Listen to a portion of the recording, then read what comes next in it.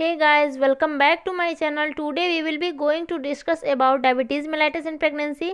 I want to make you sure that this video is going to be definitely helpful for your MCQ exams. It is also a very important medical disorder in pregnancy. So kindly subscribe my channel and watch the video till the end without skipping a single part. Okay, now let's get started. See, diabetes in a pregnancy is classified by the Priscilla's White classification. Okay, simply we call it White's classification. Diabetes can be gestational or can be pre-gestational diabetes mellitus. Okay, gestational diabetes mellitus means that lady was never a diabetic woman, means उसे कभी भी diabetes नहीं हुआ था before she got pregnant, means pregnancy से पहले. Okay, if pregnancy के time में 24 to 25 वीक के आसपास किसी लेडीज़ को फर्स्ट टाइम अगर शुगर लेवल हाई होता है तो उसे हम जेस्टेशनल डायबिटीज़ मेलाइटस कहते हैं. Okay, so the gestational diabetes mellitus is divided in two category. Category A1, तो कैटेगरी A1 जो है if controlled with diet alone, सिर्फ अगर डाइट से कंट्रोल हो जाए तो उसे क्या बोलते हैं, कैटेगरी A1. और कैटेगरी A2 जो है इफ़ कंट्रोल्ड विथ इंसुलिन, अगर इंसुलिन देने के बाद कंट्रोल हो ब्लड शुगर तो उसे क्या बोलते हैं, कैटेगरी A2. सी, अगर किसी वुमेन को पहले से ही सपोज 20 ईयर्स ऑफ एज से ही डायबिटीज़ मेलाइटस हो, नाउ सी गॉट प्रेग्नेंट, अगर अब वो प्रेग्नेंट हुई है तो इसे हम क्या बोलेंगे, इसे हम बोलेंगे प्री जेस्टेशनल डायबिटीज़ मेलाइटस, क्योंकि इसे तो पहले से ही डायबिटीज़ है ना, उसका शुगर लेवल और भी जो प्रेगनेंसी है अभी वो और ज़्यादा इंक्रीज़ कर जाएगा. देन उसे और क्या कह सकते हैं, प्री जेस्टेशनल डायबिटीज़ मेलाइटस को इसे बोल सकते हैं प्री एग्जिस्टिंग डायबिटीज़ मेलाइटस या फिर ओवर डायबिटीज़ मेलाइटस. ठीक है, इसे टोटल 6 कैटेगरी में डिवाइड किया गया है. कैटेगरी बी में क्या होता है कि C has history of diabetes for less than 10 years, मतलब 10 साल से कम का उसका डायबिटीज़ का हिस्ट्री हो. कैटेगरी सी इसमें आता है कि C has history of diabetes for 10 to 19 year of duration. Category D में आता है C has history of more than 20 year of duration. Category F इसमें आता है associated with nephropathy, means diabetes तो पहले से ही है, उसके बाद वो कॉम्प्लिकेटेड हो गया नेफ्रोपैथी के साथ में. नेक्स्ट आता है कैटेगरी आर, इसमें होता है associated with retinopathy, means diabetes के साथ साथ उससे रेटिनोपैथी भी है. कैटेगरी एच इसमें आता है associated with heart disease, means diabetes इतने सालों से न है कि उसे अब हार्ट डिजीज़ भी हो गए हैं. ओके, अब देखते हैं कि इस तरह से ये हो गया पूरा Priscilla White classification. But American diabetes association के क्लासिफिकेशन के according diabetes are of 2 types. Diabetes कितने टाइप के होते हैं, 2 टाइप के, simply type 1 and type 2. See, जो होता था पहले ना insulin dependent diabetes mellitus and non insulin dependent diabetes mellitus, ये नोमेनक्लेचर जो है ना ये आउटडेटेड हो गए हैं, that is not used at all. So now C type 1 diabetes mellitus जो कि अमेरिकन डायबिटीज़ एसोसिएशन का क्लासिफिकेशन है. तो इसमें क्या होता है, तो इसमें पैनक्रियाज आइसोलेट का डिस्ट्रक्शन हो जाता है, डिस्ट्रक्शन ऑफ पैनक्रिएटिक आइसोलेट्स, जिससे क्या होता है कि इंसुलिन फॉर्मेशन की जो मैकेनिज्म है वो डिस्टर्ब हो जाती है और जिसकी वजह से इंसुलिन का लेवल जो बॉडी में होता है वो रिड्यूस हो जाता है. नेक्स्ट देखते हैं टाइप 2 डायबिटीज़ मेलाइटस. इसमें इंसुलिन तो अवेलेबल होता है बट इंसुलिन रेसिस्टेंस होता है. इंसुलिन रेसिस्टेंस में जो सेल्स हैं आपके मसल्स, फैट एंड लीवर में, वो इंसुलिन को रिस्पॉन्ड ही नहीं करते हैं. ओके, तो अब जेस्टेशनल डायबिटीज़ मेलाइटस को देखते हैं. ये जनरली 24 वीक ऑफ प्रेगनेंसी के बाद होता है, क्योंकि 6 to 9 वीक ऑफ प्रेगनेंसी पे प्राइमरी प्लासेंटेशन होता है और 20 वीक ऑफ प्रेगनेंसी पे सेकेंडरी प्लासेंटेशन होता है. एंड जब प्लासेंटा मैच्योर हो जाता है तो ये काफ़ी सारा हार्मोन्स बनाता है and it also gives contribution in carbohydrate metabolism.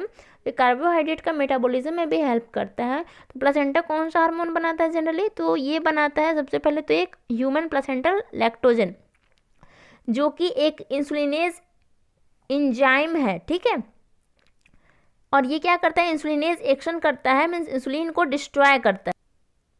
So human placental lactogen destroy insulin which leads to decrease in insulin in body. ठीक है, और क्या होता है इसके साथ साथ ग्रोथ हार्मोन इंक्रीज करता है, कॉर्टिसोल इंक्रीज करता है, एस्ट्रोजन इंक्रीज करता है. ठीक है, ये सभी प्रेगनेंसी में इंक्रीज करते हैं. तो ये जो एस्ट्रोजन है एंड ग्रोथ हार्मोन है, ये दोनों का भी जो एक्शन होता है ना वो इंसुलिनेज एंजाइम की तरह ही होता है और साथ में क्या होता है, इंसुलिन रेसिस्टेंस भी इंक्रीज कर जाता है प्रेगनेंसी के टाइम में। तो फाइनली इंसुलिन रेसिस्टेंस और क्या, और जी ये इंसुलिनेज एंजाइम्स हैं, ये सब मिल के क्या करते हैं, बॉडी में इंसुलिन लेवल को क्या करते हैं, बहुत ज़्यादा डिक्रीज़ कर देते हैं। और जब इंसुलिन लेवल बॉडी में बहुत डिक्रीज़ कर जाएगा तो ब्लड शुगर लेवल जो होगा वो इंक्रीज़ कर जाएगा। और जब ये sugar level 24 week of pregnancy के बाद में इंक्रीज़ करता है तो ही इसे हम जेस्टेशनल डायबिटीज़ मेलाइटस कहते हैं।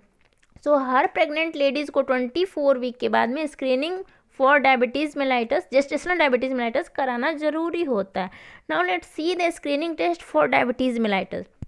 ओके, सी जो पहले टेस्ट होता था एक ग्लूकोज चैलेंज टेस्ट। इसमें क्या करते हैं कि नॉन फास्टिंग वोमेन को 50 ग्राम ऑफ शुगर देते हैं एंड उसके बाद में 1 आवर के बाद शुगर शुड भी कितना होना चाहिए, लेस देन 140 मिलीग्राम पर DL। अगर ये मोर देन 140 मिलीग्राम पर DL है तो हमें डाउट होगा कि इसे जेस्टेशनल डायबिटीज़ मेलाइटस तो नहीं है। अगर डाउट हो गया मीन्स अगर ये लेवल मोर देन 140 जा रहा है तो फिर हम क्या करते हैं, oral glucose tolerance test for gestational diabetes mellitus, means इसका कन्फर्मेटरी टेस्ट है OGTT। तो ये करते हैं एंड ये वैल्यू अगर 200 से ज़्यादा आ जाता है स्क्रीनिंग के टाइम में ही, अगर 200 से ज़्यादा आ जाता है तो डायग्नोसिस तो ऑलरेडी कंफर्म हो गया, ठीक है। तो इसे क्या बोलेंगे, diagnostic of gestational diabetes mellitus. तो ये स्क्रीनिंग टेस्ट है जिसमें वैल्यू अगर मोर देन 200 आता है तो ये डायग्नोस्टिक हो जाता है। Now let's see the diagnostic test. अब डायग्नोस्टिक टेस्ट देख लेते हैं। इसमें हम क्या करते हैं कि 100 ग्राम का ओरल ग्लूकोज टॉलरेंस टेस्ट होता है ना ये, तो 100 ग्राम इसमें ओरल ग्लूकोज देते हैं। Okay, but one thing notice कि सबसे पहले जो 100 ग्राम शुगर नहीं देंगे, सबसे पहले उसका तो पहले ब्लड शुगर मेज़र करेंगे कि फास्टिंग में कितना है। अगर फास्टिंग में लेस देन 105 है, ठीक है, इतना होना चाहिए फास्टिंग। उसके बाद हम क्या देते हैं, पेशेंट को ग्लूकोज का लोड देते हैं कितना, 100 ग्राम का। ओके, फिर क्या करते हैं, फिर देखते हैं उसका फर्स्ट आवर का वैल्यू कितना आया। तो उसका फर्स्ट आवर का value should be less then 190 होना चाहिए एंड सेकेंड आवर का value should be less then 165 होना चाहिए एंड थर्ड आवर का value should be less then 145 होना चाहिए। ओके, सो ये जो 4 वैल्यूज है टोटल, एक तो फास्टिंग हो गया, फिर हो गया 1 hour value, second hour, third hour, तो ये चारों वैल्यूज़ जो हैं, अगर इन चारों में से इफ़ एनी 2 वैल्यूज़ और मोर देन 2 या 2 या 2 से ज़्यादा वैल्यू अगर एबनॉर्मल हो तो हम कहते हैं कि पेशेंट को जेस्टेशनल डायबिटीज़ मेलाइटस है। ओके, मीन्स हमारा डायग्नोसिस कंफर्म हो गया। तो ये डायग्नोस्टिक टेस्ट सबको नहीं करते हैं, ये हाई रिस्क होता है तभी प्रीफर करते हैं। ओके, ना देखते हैं कि हाई रिस्क जो होगा वो कब होगा। सपोज पहले से किसी पेशेंट को प्रीवियस प्रेगनेंसी में डायबिटीज़ मेलाइटस थी, या फिर कोई एनोमेलस वाला बेबी हुआ था, या फिर मल्टीपल एबॉर्शंस हुए हैं, या फिर हो सकता है कि उसके पेरेंट्स में डायबिटीज़ देखने को मिला है, या फिर कोई इंट्रायूटेराइन डेथ थी प्रीवियस प्रेगनेंसी में, तो इन सब केसेस में diagnostic test of gestational diabetes mellitus का करना नेसेसरी हो जाता है। But one thing you must know कि ये दोनों टेस्ट जो है ये अब ऑब्सोलेट हो गए हैं। मीन्स ग्लूकोज चैलेंज टेस्ट जो होता था और ग्लूकोज टॉलरेंस टेस्ट, तो ये दोनों अब ऑब्सोलेट हो गए हैं और ये अब एग्ज़ाम में भी नहीं आते हैं। ओके, तो मैंने आपको ये दोनों बेसिक्स के लिए बताया कि ताकि अगर मे भी आपसे कोई पूछे तो आप बता सको कि अब ये टेस्ट इंपॉर्टेंट नहीं है, ऑब्सोलेट हो चुका है। ठीक है, अब जो टेस्ट होता है डायबिटीज़ मेलाइटस के लिए प्रेगनेंसी में वो है 1 स्टेप टेस्ट। कौन सा टेस्ट होता है? 1 स्टेप टेस्ट, जो कि स्क्रीनिंग भी है और डायग्नोस्टिक भी है। Okay, now clear. अब 1 स्टेप टेस्ट में क्या होता है तो सी, इसमें प्रेग्नेंट लेडीज़ फास्टिंग में आती है, उसको फास्टिंग में बुलाया जाता है और उसके बाद हम क्या करते हैं कि फास्टिंग ब्लड शुगर उसका देखते हैं सबसे पहले, फिर उसके बाद में उसे 75 ग्राम ऑफ ग्लूकोज देते हैं। देन 1 आवर के बाद वैल्यूज़ देखते हैं कि 1 आवर के बाद उसका वैल्यू कितना आता है। ठीक है, तो फास्टिंग इसमें कितना होना चाहिए? Less than 92 and 75 gram glucose देने के बाद 1 hour value should be less than 180 and at second hour the value of blood glucose should be less than 153। Okay, तो ये 3 वैल्यूज़ हैं। If any one value is abnormal, अगर इस तीनों में से कोई एक वैल्यू भी एबनॉर्मल होता है, then it is a diagnostic of gestational diabetes mellitus. तो यहाँ एक ही टेस्ट से स्क्रीनिंग और डायग्नोसिस दोनों हो जाता है। Okay, see you have to remember कि यही एक टेस्ट है जो किया जाता है अब प्रेगनेंसी में after 24 week of gestation for the screening and diagnosis and of gestation of diabetes mellitus. इसके लिए सिर्फ एक ही यही टेस्ट है जो कि है 1 स्टेप टेस्ट। ओके, अब देखते हैं अमेरिकन एसोसिएशन जो डायबिटीज़ का है, अमेरिकन डायबिटिक एसोसिएशन, उसके अकॉर्डिंग यही सारी रिकमेंडेशन है। ठीक है, तो इसे याद रखने का एक ट्रिक है। सी 92 है ना, तो 92 में 92 जा कितना होता है, अगर हम 92 जा करें तो 92 जा होता है ना 180, तो 92 जा 180 एंड 2 के बाद 3 होता है तो 153। ओके, ये ट्रिक है सिंपल सा एक याद करने को, क्योंकि ये वैल्यूज़ याद नहीं रहते हैं उतने, इसलिए।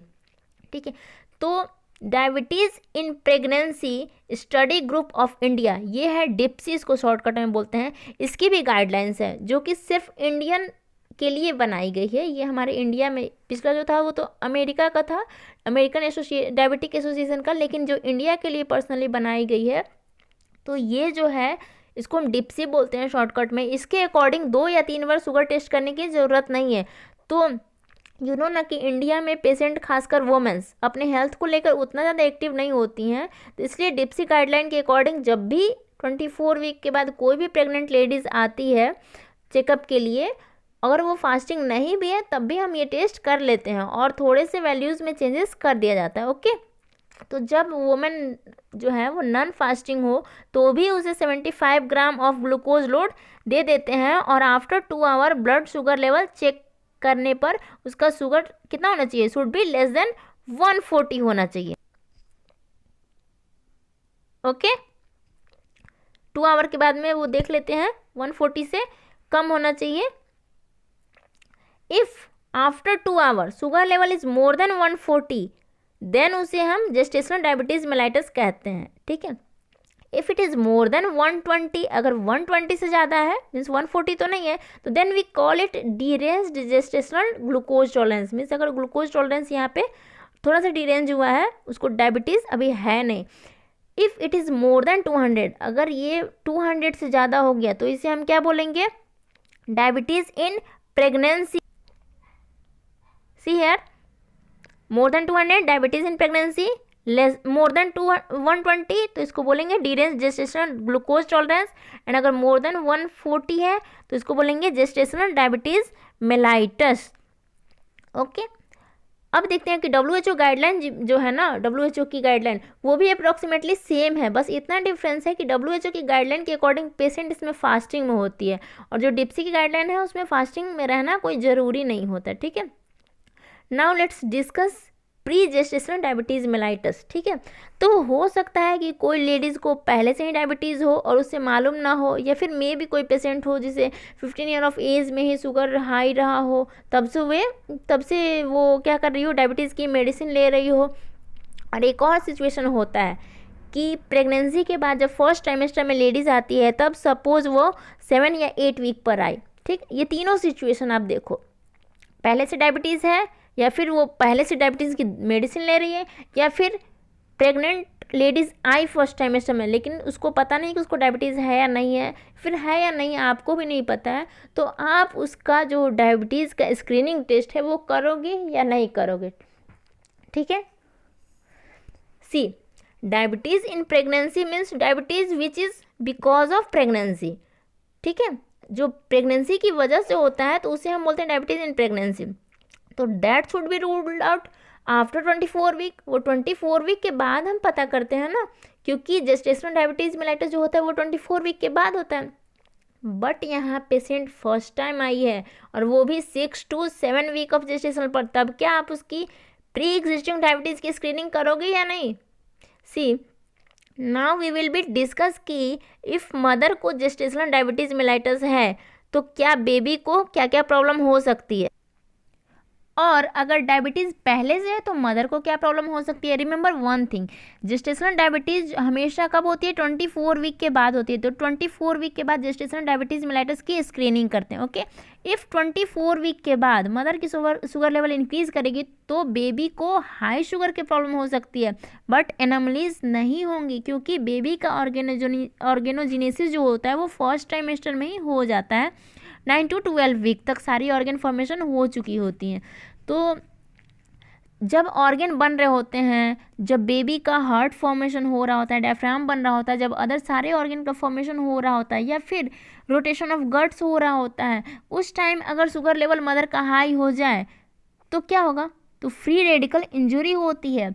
एंड ये फ्री रेडिकल इंजरी की वजह से और शुगर के लेवल के हाई होने की वजह से जो ऑर्गन का फॉर्मेशन हो रहा था ना वो सही से नहीं होता है। तो ये प्रॉब्लम फर्स्ट ट्राइमेस्टर में ही होगा ना, क्योंकि जो लेडीज़ आई है, प्रेग्नेंट हो लेडीज़, उसको अगर डायबिटीज़ पहले से है तो ये प्रॉब्लम कब हो सकती है, फर्स्ट ट्राइमेस्टर में, क्योंकि ऑर्गेनोजेनेसिस तो होता है वो फर्स्ट ट्राइमेस्टर में ही होता है। तो आपको पता है कि फर्स्ट ट्राइमेस्टर में डायबिटीज़ अगर हो तो उसे हम क्या बोलते हैं, प्री एग्जिस्टिंग डायबिटीज़ कहेंगे, क्योंकि जेस्टेशनल डायबिटीज़ मेलाइटस तो 24 वीक के बाद होती है। ओके,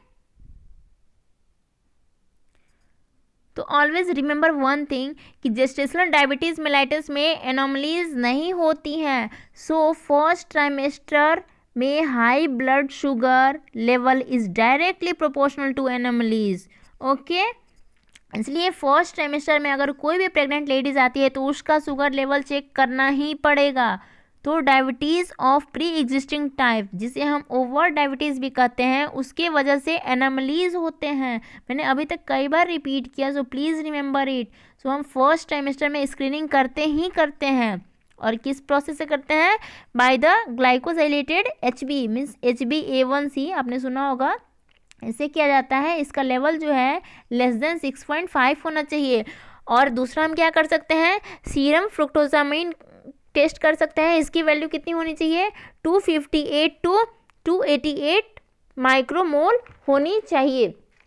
तो हम ये सीरम फ्रुक्टोजामिन जो होता है टेस्ट, ये जब एबनॉर्मल हीमोग्लोबिन चेंज हो, या फिर जब एबनॉर्मल रेड ब्लड सेल्स के शेप हो, जैसे कि सिकल सेल एनीमिया में हो जाता है, सेल्स के शेप जो है वो डिस्टर्ब हो जाते हैं, तो उसमें ये ज़्यादा इन्फॉर्मेटिव मानते हैं सीरम फ्रुक्टोजामाइन टेस्ट को। ओके, सी मदर या फेटल कॉम्प्लिकेशन जो है जेस्टेशनल डायबिटीज़ मेलाइटस में या फिर प्री एग्जिस्टिंग डायबिटीज़ मेलाइटस में, दोनों में मदर का और फीटल दोनों कॉम्प्लिकेशन सेम होती है, सिर्फ एक चीज़ को छोड़ के, एक्सेप्ट क्या है वो, जेस्टेशनल डायबिटीज़ मेलाइटस में एनोमलीज नहीं होती है। एनोमलीज जो होती है वो हमेशा प्री एग्जिस्टिंग डायबिटीज़ मेलाइटस में होती है। बाद बाकी जितनी भी प्रॉब्लम्स होगी, जितनी भी कॉम्प्लिकेशन होंगी, मदर या फीटल दोनों में सेम होंगी। ठीक है, सो नेक्स्ट वीडियो में we will discuss about maternal and fetal complication due to diabetes mellitus. Okay, so if you have learned anything from my video, then please like my video, and yeah, if you have not subscribed yet, then please subscribe my channel. Okay, thank you.